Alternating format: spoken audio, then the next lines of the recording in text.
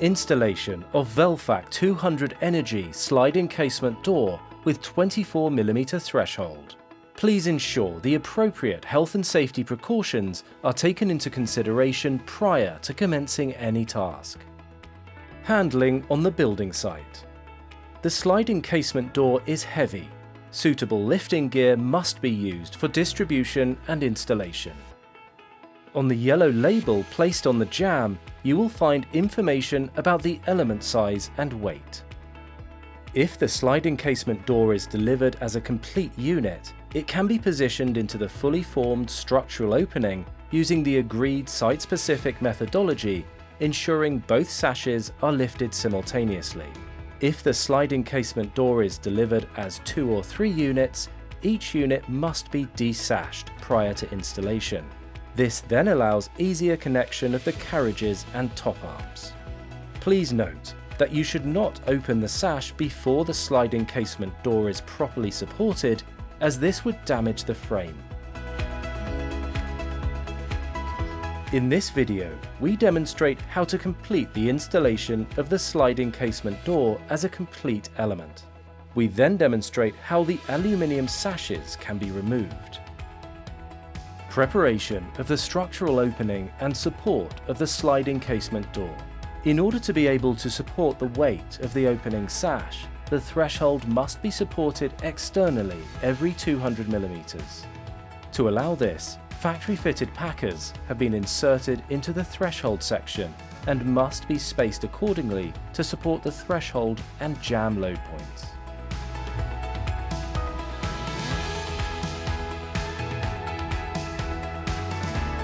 The sill structure the sliding casement door sits on must be level for its entire length and must also support the full width of the threshold section. The support blocks can be fitted with a little silicone. Placing the sliding casement door in the structural opening. Lift the sliding casement door into the structural opening with suitable lifting gear. Position the factory-fitted support blocks as shown previously and fix the element plumb and level check diagonal measurements. To ensure the door functions correctly, it is essential that the element is installed true and plumb. The threshold is correctly packed and supported and is level across its entire length. The element is installed square. The sliding casement door is very sensitive to tolerance, so the difference should be no more than ±1mm. Internally, the threshold should be supported under the jamb load points, under the mullion, and at centres no greater than 400mm. Check the alignment of the sashes. The distance between the sashes at the top and bottom should be 8mm. There should be no more than a maximum of 1mm difference between these two measurements. If the measurements are not within tolerance, the installation of the door frame should be adjusted. It is much quicker to adjust the installation of the door frame than to adjust the door into place afterwards. Fixing the sliding casement door in the structural opening. Fixing of the head and jambs should be carried out in accordance with the general requirements for fixing doors.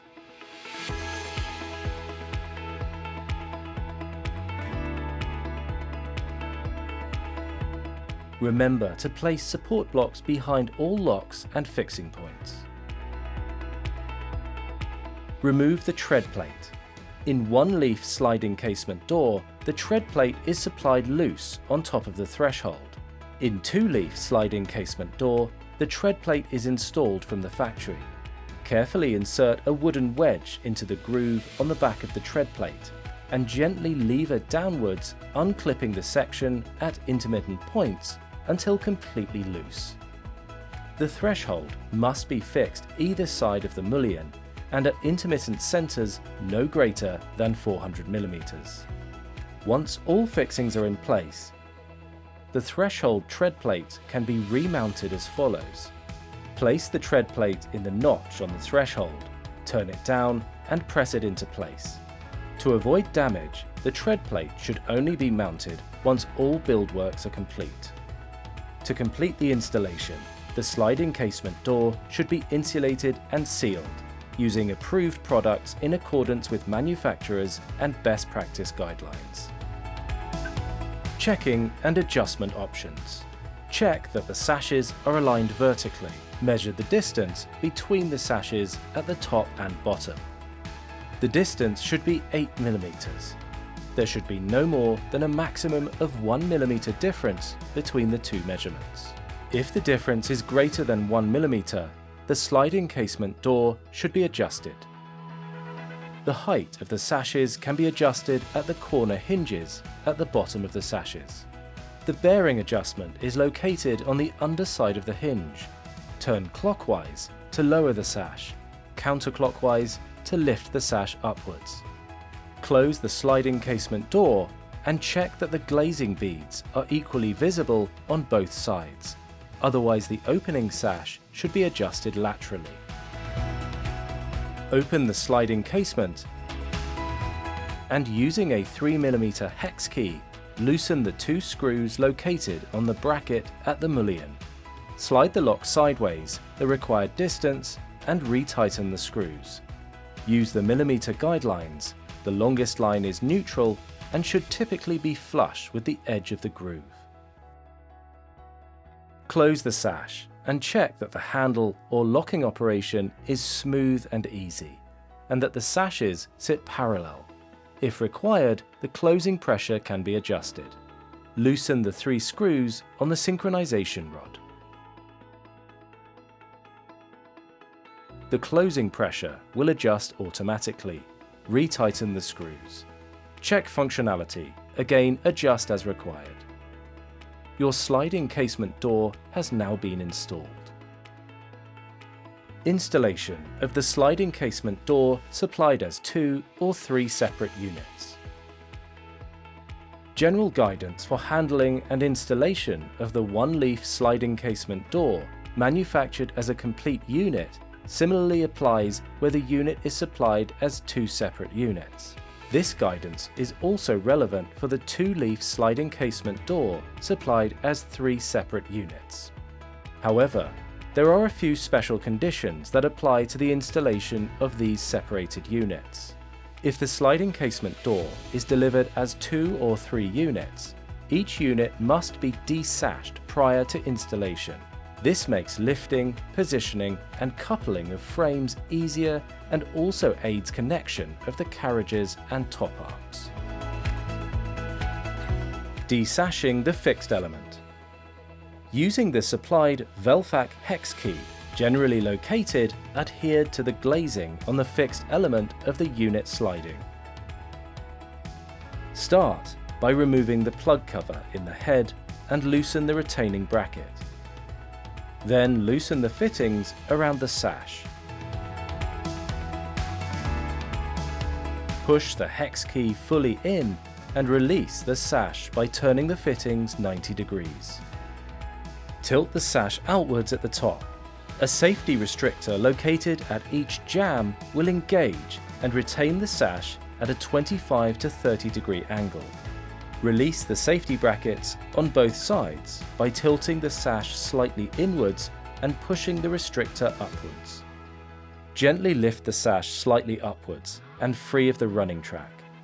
The sash must be stored in an upright position and must be packed off a finished floor to prevent any weight being applied to the plastic profiles that form part of the sash.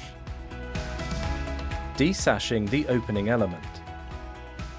Never open the sash before the sliding casement door is properly supported, as this will damage the frame. First, remove the derailment protection in the front sliding truck. There are 3 grub screws in the guide rod at both ends of the sash. First, tighten the middle screw in so that it is level with the guide rod. This holds the sliding truck temporarily in place. Then, loosen the top and the bottom screws.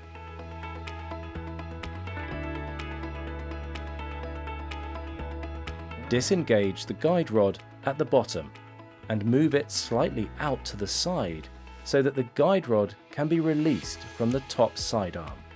The sash is now free at the top. Re-engage immediately the guide rod at the bottom and tighten the bottom screw to keep the sliding truck in position. Then loosen the middle screw again. Gently lift the opening sash slightly upwards and free of the running tracks. The sash must be stored in an upright position and must be packed off a finished floor to prevent any weight being applied to the plastic profiles that form part of the sash. Frame coupling principles. When all elements are positioned in the structural opening, the individual units must then be coupled together. The standard coupling joint size is 8 mm. Guidelines for the coupling process are detailed within the VELFAC installation guide. To successfully couple elements together, you must ensure that all elements are aligned across the length, all elements are plumb and sit level with each other. The diagonal cross-check measurements are the same or sit within tolerance. The running tracks sit level. Re-sashing. The opening sash must be reinstated prior to the fixed sash. Carefully place the carriages on the running tracks, one carriage on either side of the mullion. The guide rod should be installed on the slider at the top first. Re-sashing of the opening unit should then be carried out in the reverse sequence to desashing. When re-sashing the fixed unit, gently lift the sash over the running track and lower it down carefully. The retainer brackets in the threshold should align with the holes in the bottom of the sash, and the sash should rest on the support arms at the bottom of the frame on both sides. Re-sashing should then be carried out in the reverse sequence to desashing. Functionality checks. Check the operation of the sliding casement door. The element should run smoothly across the track, and locks and handles should engage with ease. Finite adjustments can be made if required. Please refer to the prior Checking and Adjustment Options chapter. Your sliding casement door has now been installed.